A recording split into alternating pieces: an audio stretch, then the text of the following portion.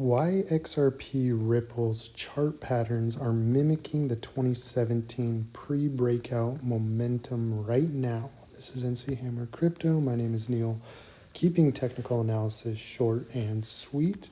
And for those of you who are new to this channel, definitely like, subscribe, become a member if you want. 50% of everything I make goes to save animals' lives. Shout out to the 10 of you who are utilizing the information being put up for members only. And let's get into it. XRP, we're pretty much just in consolidation phase. That's really what you need to know. In the bigger picture, in my other chart, we have this drawn out where we clearly are in a downward channel. Given they had this anomaly here for the government shutdown, pushing it all the way to around 75 cents, more or less. This is the channel that we are working within. And this is just a randomosity on Binance. It shows it down at 77 cents. On Coinbase, it's all the way up here around like $1.60 or $1.70, I believe. But let's actually drive back in time to 2017. Here we go. We're going all the way back.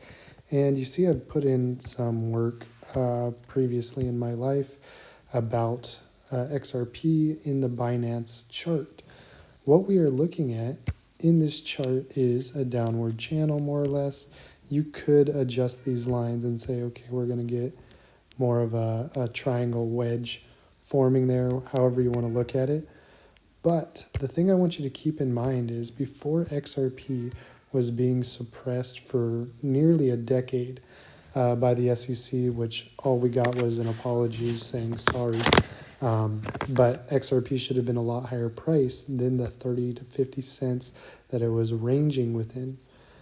Around this point in time, near the end of the year in 2017, you look at these little wick offs here and they are just gross. This could just be Binance's and what they're doing, their sales at, their spread. It could be a number of things. It could be that they're just placing the crypto at a higher price point and people are selling off and buying up, doing arbitrage trades within that time frame.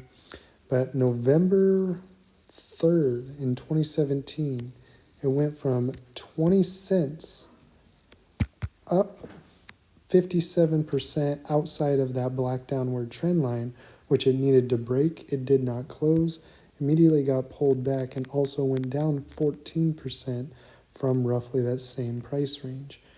Did a long consolidation period, and then what happened? We saw yet again on the 16th of November, it pushed up 111% in one day, and then immediately retraced all the way back down within and closed below the black downward trend line. Keeping in mind the previous high was right around here, so they're either waiting for this thing to continue pumping and more people are buying in, expecting this to happen. That happened on the 13th of December, and they're getting trapped, and people are selling off. These people are getting out, waiting for a better entry opportunity, and it continues to consolidate upwards. So now it broke over and is trying to hold support over that black downward trend line, and what happens? You think it closes, and we're like, okay, now we're going to get the pump.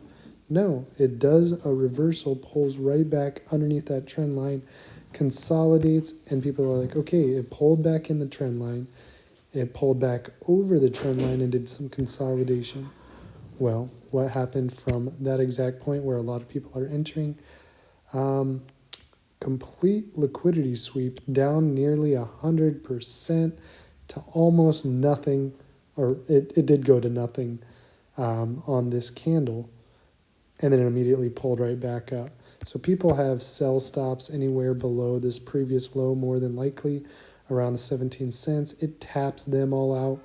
People have lower sell stops within there, even lower below this black upward trend line here at 0.0544.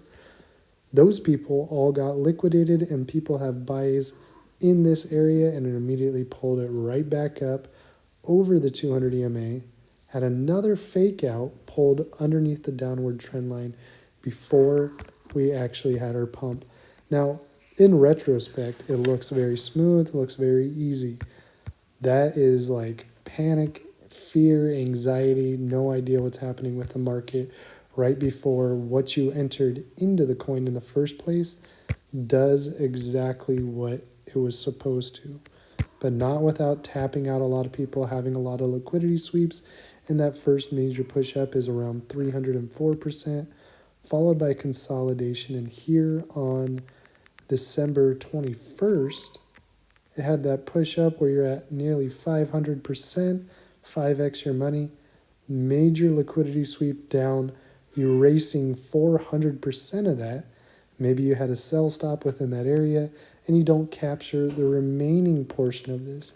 And this is actually going to be very beneficial for those of you who watch the XCN videos, because this is what you are about to be dealing with here in the near future. So definitely check out those videos as well if you have not. But ultimately, before it really had a major sell-off, we hit nearly a 10x on XRP before it pulled all the way back, giving you only 6x, tapping out a lot of people, but then having still some momentum and push to get up to that $3 and roughly 34 cents, being around 13 times your money from your entry of roughly a quarter to nearly $3. Amazing ROI on XRP, even though it was suppressed for that long. Then we had the major pullback, all this, blah, blah, blah, consolidation, and we are currently sitting. Here's a downward trend line from the previous all-time high, showing, okay, we got resistance here around the $2, but we hit our all-time high, breaking out of this triangle, right? This was the SEC lawsuit, where we beat the SEC in a lawsuit. Amazing stuff. So even with that, we are trying to break the downward trend line, consolidation, and more or less grabbing liquidity, as a lot of people are panicking, selling, thinking this can drop all the way down to 40 cents potentially. Lawsuit passed, we beat them, and it went from roughly 50 cents, whoops, sorry guys, 50 cents all the way to $3 and something. Let's say we had our entry right when it broke that downward trend line, and you're looking at nearly 457% to $3.43. However, this time around, it's going to play out a little differently. You saw it went from 13x your money to about 4.5x your money, and then we are in the bleed out phase, but we are still within a channel, and it is consolidating across. Typically, what we like to see is this tap, this red downward trend line, and then more than likely get a little resistance and then push up over that. We clearly see from previous history that around 0.5 to 0.53 is some strong resistance, and we have to break that downward trend line as the 200 EMA is lining up perfectly, more or less a little bit above it. The possibilities of XRP dropping are still in play. According to what 2017 says, this thing could even go to zero if it wanted to, just to liquidate everybody who has XRP within their wallet, and then immediately pull back up and then take off. And not only are we expecting the 5x, putting us at $5 to roughly $6, $7, we're expecting a lot more than that because of its utility, its global adoption, and the amount of money that is going to be injected into XRP, XLM, HBAR, all that. This video is just for XRP. Hopefully it's beneficial. Hopefully you can kind of see anything can happen right before a bull run. And as we see here on October 10th, the bull run was supposed to happen somewhere in this time from September to October, break the downward trend line, and see that push to $5. But the government got their hands on it, allowed Japan to test network within that month. XRP completely liquidating anybody who had a sell within that area.